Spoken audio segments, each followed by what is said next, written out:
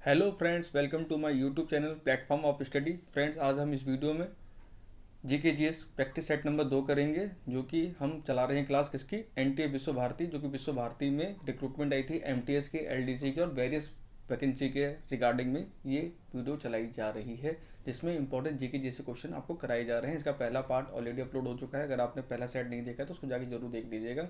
ये set number 2 है। तो चलिए पहले सवाल से हम इसकी शुरुआत करते हैं। तो फ्रेंड्स, पहला क्वेश्चन है, निम्नलिखित में से किस वर्ष बम्बई में पहली सूती कपड़ा मिल स्थापित की गई थी?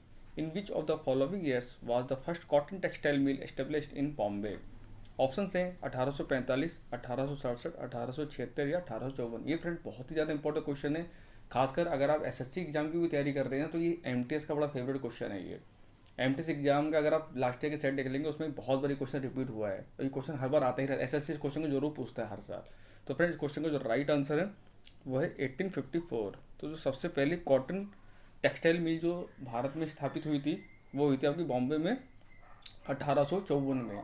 1854 में उस समय कौन वाइसराय था? तो लॉर्ड डलहौजी था। आपको ये भी याद रखना है। अगला क्वेश्चन है, which of the following statements is true? यानी इनमें कौन सा ट्रू है? तो पहला है कि क्षार स्वाद में कड़वा होता है, अम्ल लाल लिटमस पत्र के रंग को नीला कर देता है, अम्ल स्वाद में नमकीन होते हैं, क्षारक नीले लिटमस पत्र को रंग बदलकर लाल कर देता है। तो फ्रेंड्स, ये साइंस का बेसिक क्वेश्चन है, जो अगर आपने पीएच स्केल पढ़ा होगा तो उसमें ये क्वेश्चन आपको जरूर पढ़ाया गया होगा। तो फ्रेंड, इसे आपको पता ना ट्रू कौन सा है। ट्रू का मतलब ये होगा कि एक स्टेटमेंट आपका सही है, नहीं एक ऑप्शन सही है, 3 गलत हैं। तो फ्रेंड, पहला क्वेश्चन है, base are bitter in taste. तो ये सच बात है, क्षार जो होते हैं स्वाद में कड़वे होते हैं, आपने पढ़ा भी होगा साइंस में। तो राइट आंसर होगा ऑप्शन नंबर फर्स्ट ही। लेकिन अगर हम अगले स्टेटमेंट की बात करें कि acid change the colour of red litmus to blue, ये उल्टा लिख दिया उन्होंने। ये ऐसा बेस करता है, लेकिन अगर एसिड की हम बात करेंगे क्या करता है ये, तो ये करता है ब्लू लेटेस्ट पेपर को रेड, यानी ये नीले लेटेस्ट पेपर को लाल कर देता है। और जो क्षार होता है यानी बेस होता है, जिसका अपोजिट होता है। और एसिड और सॉल्टी इन टेस्ट, ये भी गलत बात है। एसिड सॉल्टी नहीं होता है टेस्ट में, ठीक है ना। अगला क्वेश्चन है, 11 जुलाई को हर साल के रूप में मनाया जाता है विश्व स्वास्थ्य दिवस, विश्व पर्यावरण दिवस, विश्व जनसंख्या दिवस या विश्व जल दिवस? तो फ्रेंड्स, ये चारों ही बहुत इंपॉर्टेंट दिवस हैं और दिवस से ऊपर एक क्वेश्चन जरूर आता है। और दिवस से रिलेटेड मैं आपको एक सेपरेट वीडियो जरूर दूंगा मैं, जो कि हर महीने जो भी इंपॉर्टेंट आपके जो ये होते हैं ये आपको मैं पढ़ाऊंगा। तो फ्रेंड्स, अभी इस क्वेश्चन का जो राइट आंसर है वो है आपका विश्व जनसंख्या दिवस, वर्ल्ड पॉपुलेशन डे। तो फ्रेंड्स, अगला है, और इसी में देखिए जो पहला ऑप्शन है विश्व स्वास्थ्य दिवस, ये WHO वर्ल्ड हेल्थ ऑर्गेनाइजेशन द्वारा बनाया जाता है। कब बनाया जाता है? ये बनाया जाता है आपका 7 अप्रैल को। ये भी आपको याद रखना है। विश्व पर्यावरण दिवस सबको पता है 5 जून को बनाया जाता है। ये बनाया जाता है 5 5 ऑफ जून को। और जो विश्व जल दिवस ये कब बनाया जाता है? ये बनाया जाता है 22 मार्च को। ये आपको याद रखना है, चारों इंपॉर्टेंट है। अगला क्वेश्चन है, अबोहर पहाड़ियाँ निम्नलिखित में से किस राज्य में स्थित हैं? पश्चिम बंगाल, अरुणाचल प्रदेश, असम या सिक्किम? तो फ्रेंड्स, ये क्वेश्चन रिसेंटली भी एनटीए का जो दिल्ली यूनिवर्सिटी का एग्जाम हुआ था, इसका एनटीए नहीं कराया था, नेशनल टेस्ट एजेंसी, उसमें क्वेश्चन आया था। तो फ्रेंड, जो अबोहर पहाड़ी है यानी स्ट्रेटेजी क्वेश्चन है, ये आपको पता होना चाहिए कौन सी पहाड़ी कहाँ पर है, कौन सी नदी कहाँ पर है, कौन सी गुफा कहाँ पर है। ऐसे क्वेश्चन पूछ लिए जाते हैं एग्जाम्स में स्ट्रेटेजी के पॉइंट ऑफ व्यू से। तो फ्रेंड, क्वेश्चन का जो राइट आंसर है वो है आपका अरुणाचल प्रदेश। आप सबको पता होगा सबसे पहले जो सनराइजेज होता है ईस्टर्न में, वो अरुणाचल प्रदेश में ही होता है। और उगते सूरज का देश किसे कहा जाता है? ये क्वेश्चन भी पूछा जाता है, तो आपको आंसर लगाना है जापान, ठीक है ना। अगला क्वेश्चन है, who among the following became the first Mughal emperor after defeating Ibrahim Lodi? Ibrahim Lodi को हराने के बाद निम्नलिखित में से कौन पहला मुगल बादशाह बना? तो फ्रेंड, ये बहुत ही इंपॉर्टेंट क्वेश्चन है। इसमें से 3 4 क्वेश्चन आपके बनते हैं यहाँ से। तो अभी तो क्वेश्चन जो राइट आंसर मैं आपको बता दूँ वो था आपका कौन? बाबर। तो यहाँ से पहला क्वेश्चन डायरेक्ट पूछा जाता है आपसे एग्जाम में कि जो पानीपत का युद्ध हुआ था, प्रथम युद्ध, पानीपत का प्रथम युद्ध, फर्स्ट बैटल ऑफ पानीपत, ये कब हुआ था? 1526 यानी 1526 ईस्वी में पानीपत का प्रथम युद्ध हुआ था, जिसमें इब्राहिम लोदी की हार हुई थी और बाबर की जीत हुई थी। और बाबर ने इसको हराने के बाद ही किसकी? मुगल वंश की स्थापना करी थी, ठीक है। ये क्वेश्चन आपको पता होना चाहिए। और ये पानीपत का प्रथम युद्ध कब हुआ था? 1526 में हुआ था। तो मुगल मतलब घुमा हुआ क्वेश्चन आपसे पूछते रहेगा।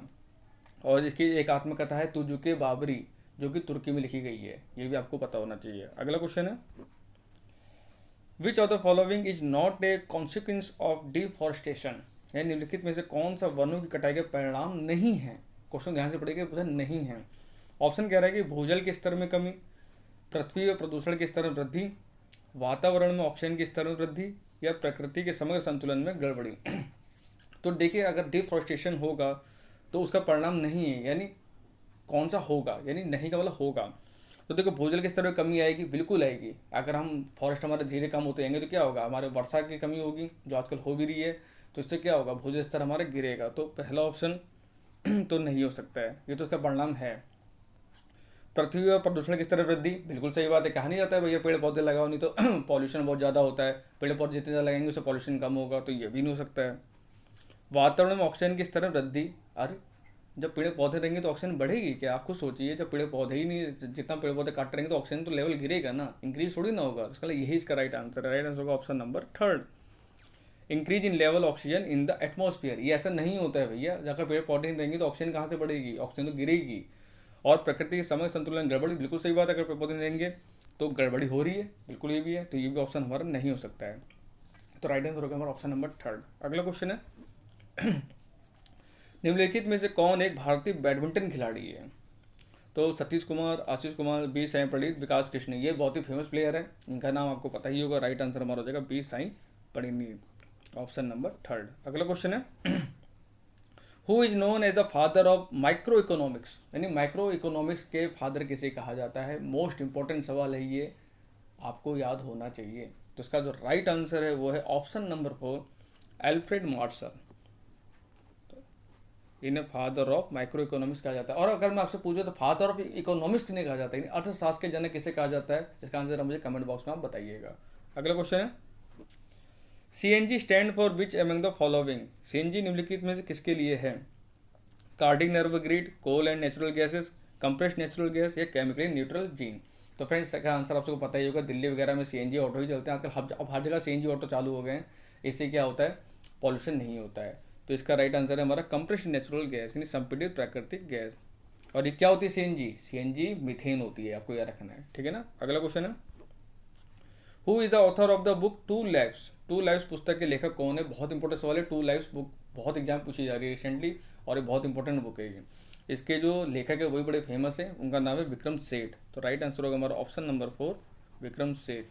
यानी जो टू लाइफ्स बुक है ऑथर्ड बाय विक्रम सेठ। अगला क्वेश्चन है, zinc plus sulphuric acid, zinc sulphate plus और क्या बनेगा? बहुत अच्छा क्वेश्चन है साइंस का ये, केमिकल रिएक्शन से।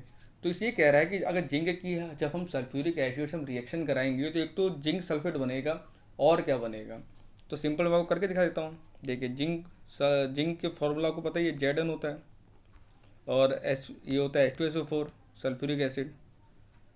तो क्या बना, जिंक सल्फेट यानी ZnSO4, ZnSO4। आपको दिख रहा है क्या बच गया, H2 का मतलब क्या हो गया, हाइड्रोजन। तो राइट आंसर क्या होगा हमारा? इसका राइट आंसर हो जाएगा आपका हाइड्रोजन, ऑप्शन नंबर फर्स्ट। अगला क्वेश्चन है, in which year was the partition of Bengal carried out by the British viceroy Lord Curzon? यानी ब्रिटिश वाइसरॉय लॉर्ड कर्जन के द्वारा बंगाल का विभाजन किस वर्ष किया गया था?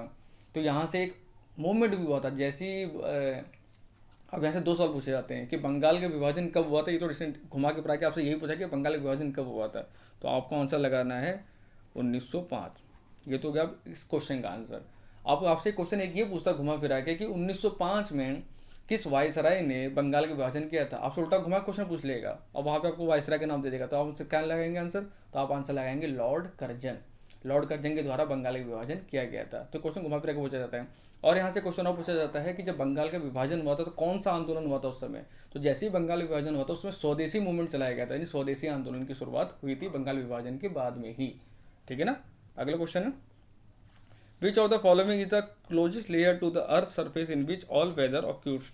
अच्छा, यानी निम्नलिखित की कौन सी परत पृथ्वी की सतह की सबसे निकटतम परत है जिसमें सभी मौसमी घटनाएं होती हैं? नहीं, जो ये भी आप देखते हैं बिजली गरज रही है, बादल बरस रहे हैं, आंधी आ रही, तूफान आ रहा है, तो ये कौन सी लेयर में होता है? आप सबको पता है पृथ्वी 5 लेयर है, जिसमें ये जो मौसमी घटनाएं होती हैं ये सबसे नीचे लेयर होती है, इसको बोलते हैं ट्रोपोस्फियर, यानी क्षोमंडल। तो राइट आंसर होगा हमारा ऑप्शन नंबर 2, क्षोमंडल। और इसकी जो ऊंचाई होती है वो टोटल 18 किलोमीटर तक होती है आपकी, ठीक है ना। अगला क्वेश्चन है, which part of the constitution of India deals with the duties of citizen? Bharat के संविधान में कौन सा भाग नागरिक के कर्तव्य संबंधित है? तो जो भारतीय के जो नागरिक कर्तव्य हैं, मौलिक कर्तव्य हैं, टोटल 11 हैं, ये आपको पता होना चाहिए। और ये किस में है? भाग 4 में, यानी भाग 4 में। राइट आंसर होगा हमारा ऑप्शन नंबर फर्स्ट।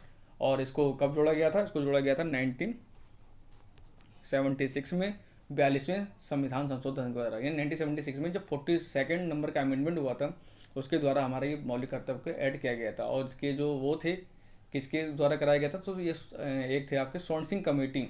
स्वर्ण सिंह कमेटी ने इसको रिकमेंड किया था। अगला क्वेश्चन है, which is the smallest bone in the human body? मानव शरीर की सबसे छोटी हड्डी कौन सी है? स्टेपिज, फैलेंगस, ह्यूमेरस या पेल्विस? आप सबको पता होगा सबसे छोटी हड्डी जो है, ये भी साइंस का बहुत इंपॉर्टेंट क्वेश्चन है। एक होता है सबसे बड़ी हड्डी पूछता है, एक आपसे सबसे छोटी हड्डी पूछता है। तो सबसे छोटी अगर पूछेगा तो आप लगाएंगे स्टेपिज। और ये कहाँ पाई जाती है? ये पाई जाती है आपके ईयर में, यानी कान में। और सबसे बड़ी हड्डी अगर आपसे पूछ लेगा तो आप क्या कहेंगे? फीमर, जो कि कहाँ पाई जाती है? आपकी थाई में पाई जाती है, जांघ में पाई जाती है। ठीक है, सबसे बड़ी हड्डी पूछेगा तो फीमर, और सबसे छोटी हड्डी पूछेगा आपसे तो स्टेपिज। ये आपको पता होना चाहिए। तो फ्रेंड, आज इतने ही क्वेश्चन है मेरे पास में, और ये सारे इंपॉर्टेंट क्वेश्चन है। अगर वीडियो अच्छा लगा उसको लाइक कीजिएगा, और इस वीडियो को शेयर कीजिएगा अपने फ्रेंड्स के साथ में। और चैनल पर पहली बार है, चैनल को सब्सक्राइब जरूर कीजिएगा। मिलते हैं आपसे कल नेक्स्ट वीडियो में। Thank you so much.